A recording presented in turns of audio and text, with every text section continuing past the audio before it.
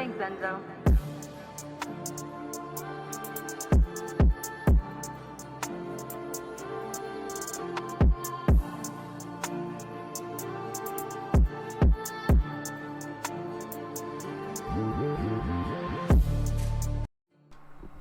Alright guys, so welcome back to another video.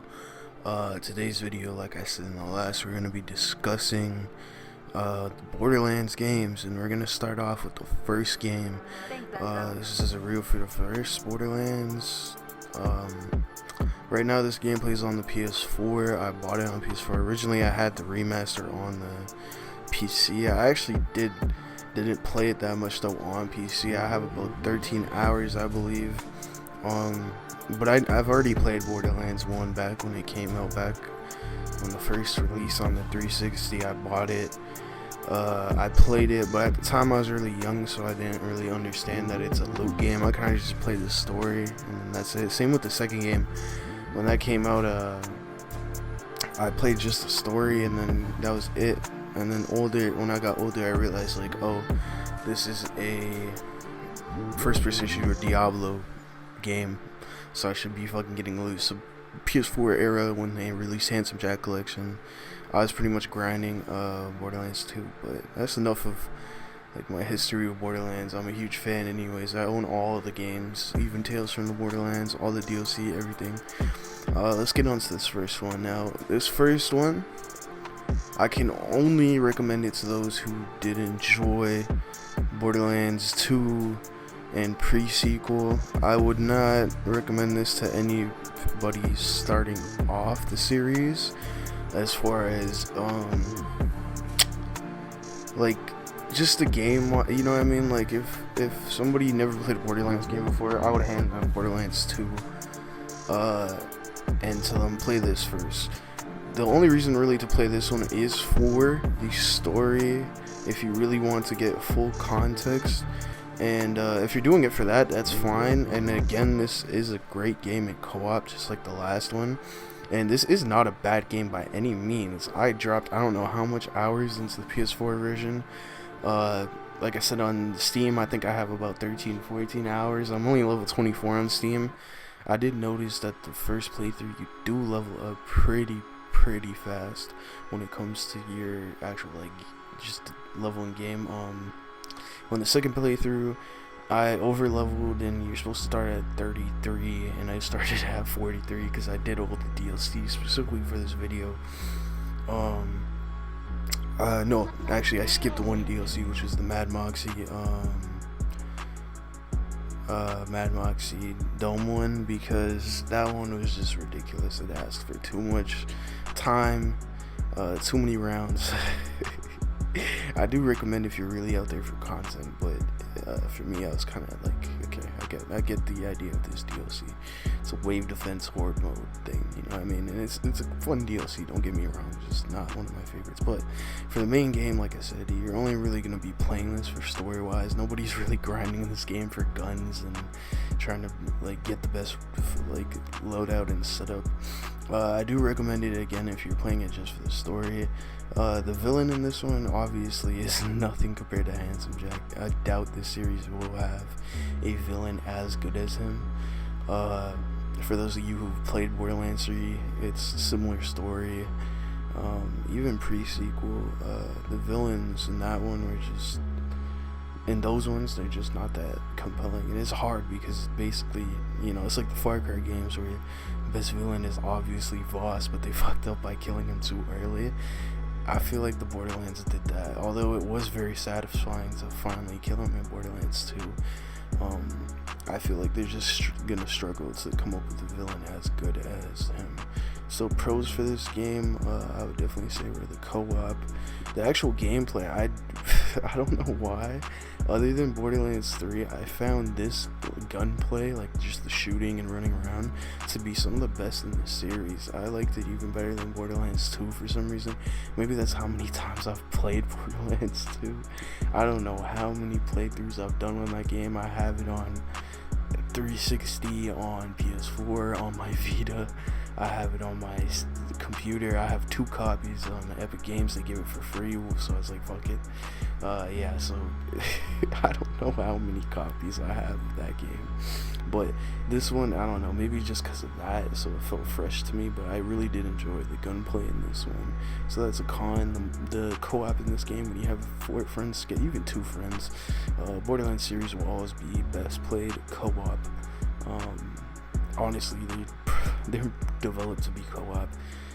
Great games for that purpose. They even have split screen, so you and little brother, cousin, girlfriend, whatever the fuck, mom, dad, grandma, y'all can hop on this game and play it together if you want. I'm pretty sure all the Borderlands games have that. I don't know about I don't know about 3.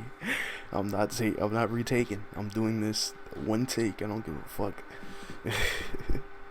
But yeah, so pretty much all of them, I believe, are split screen. I don't know about pre-sequel. I don't know about Borderlands 3, but we'll get to those when we get to those. But for this game, it has 2-player couch co-op and 4-player online co-op. It's great for that. Again, I did like the gunplay, like I said. I actually enjoyed the whole leveling process. I felt like it was quicker than what it was in Borderlands 2. I feel like that's kind of a sludge to get through, just because of maybe that, again, that comes to how many times I've played it. But the leveling just felt so quick, like fast in this one. It was honestly, I had a fun time leveling in this one.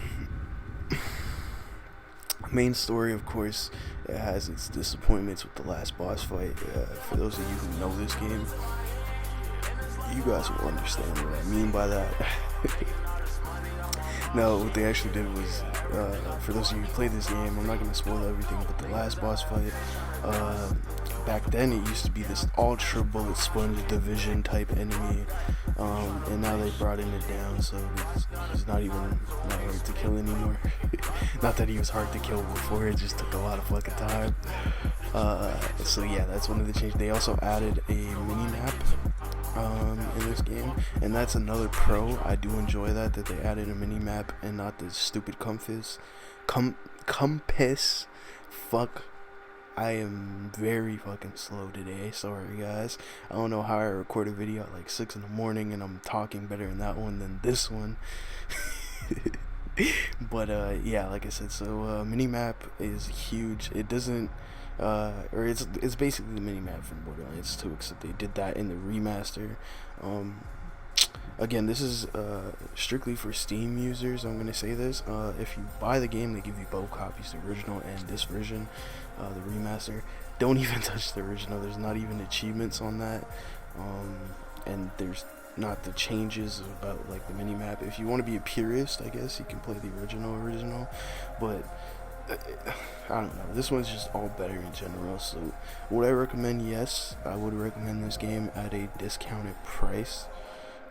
Overall, I want to get that out of the way before I start mentioning cons, like I said. But yeah, this is definitely a recommended pickup. I believe it's $26.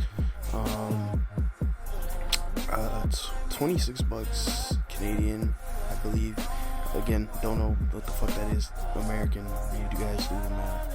But yeah, this is a pickup only if you're a Borderlands fan.